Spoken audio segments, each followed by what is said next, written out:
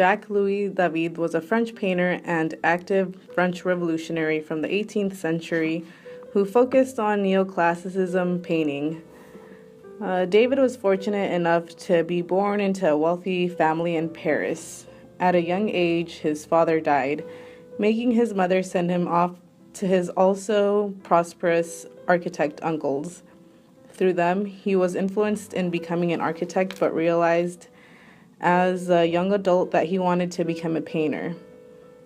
David went off to learn painting with Joseph Marie Vienne. Joseph Marie Vienne accepted and embraced the Rococo movement.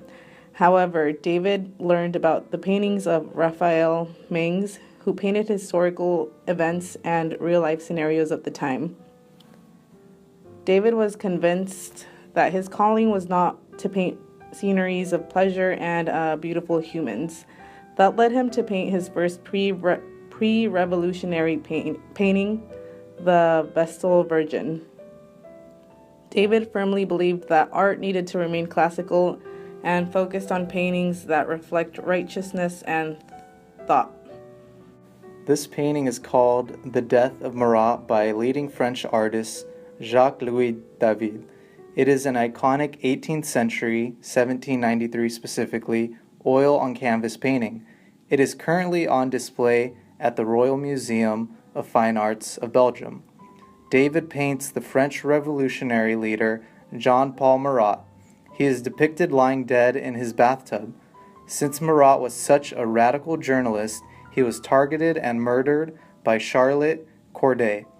Marat suffered from a skin condition which made him spend most of the time working in the tub.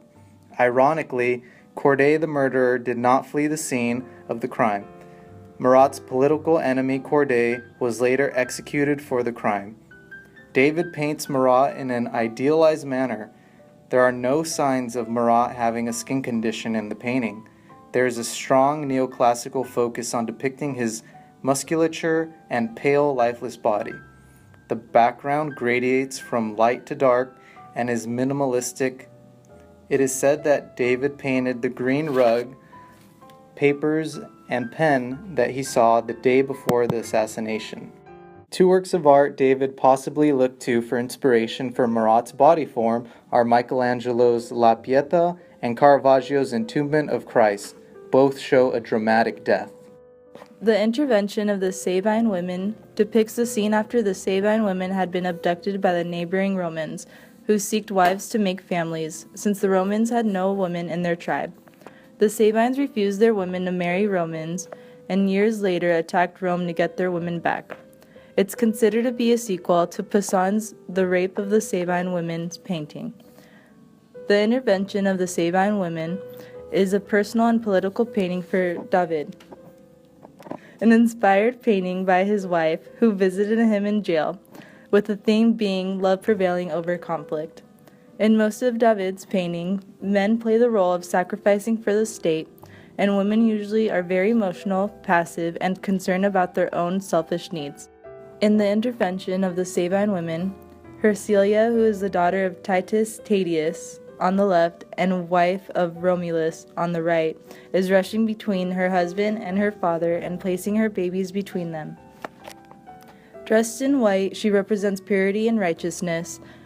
The male protagonists focus on each other, not seeing what's happening around them, and women having a fuller picture and women having a crucial role in the painting. The painting evokes happy consequences of their intervention. The horseman on the right is putting his sword back into its sheath, while further away hands and helmets are raised in gestures of peace. Romulus prepares to strike a half-retreating Tatius with his spear, but hesitates. This is happening after the Reign of Terror, a period of mass executions of enemies of the revolution. David focuses on male nudity, looking back inspired by Greek sculptures, Greek idea of the celebration of the human body. Both paintings, David demands political action through intense subject matter. David wanted to refine, to strip away anything that was unnecessary, and to reduce everything to a supreme heroic simplicity. During this time, France was at war with other European nations after a period of civil conflict culminating in the Reign of Terror and the Thermidorian reaction. Marat was one of the infamous leaders of the Montagnards, the radical faction ascendant in French politics at that time. Marat's death deeply affected David, as the two were close friends. This friendship prompted him to create the death of Marat as a homage to an extraordinary man's life, and was to be hung at his memorial service. The intervention of the Sabines stemmed more from a desire to end political and social turmoil. Hercilia is depicted as David imagines himself. He portrays her as a figure pleading to stop the violence of her people, just as David is doing through his paintings. His paintings demand action to end all the fighting and suffering and to live at peace in France. Stylistically, David absorbed the qualities any Caravaggio painting possessed for his painting of Marat. His preference for Caravaggio's style is evident by the strong light and shade used in his paintings. Marat appears to struggle to rise from his box-like bath, like Lazarus, into a starkly empty upper background so reminiscent of Caravaggio. Again, Caravaggio's influence is apparent in the use of austere green, brown, and gray tones applied in simple flat planes. The picture is painterly in technique with moderate chiaroscuro, stressing the tragedy and spiritual loss felt by the revolution itself. Contrastly, David has completely abandoned any attempt at chiaroscuro or shadow effects in the intervention of the Sabine. The light is evident everywhere. He wants to show the light as a triumphant but gentle mediatrix, like the Sabine women. David has clothed both of his central figures in white garments. This is symbolic in that white is the universal opposite of black or darkness, more specifically a darkness about to overcome France if the people did not cease the fighting and bloodshed. Marat and Hercilia are both clothed in various white garments.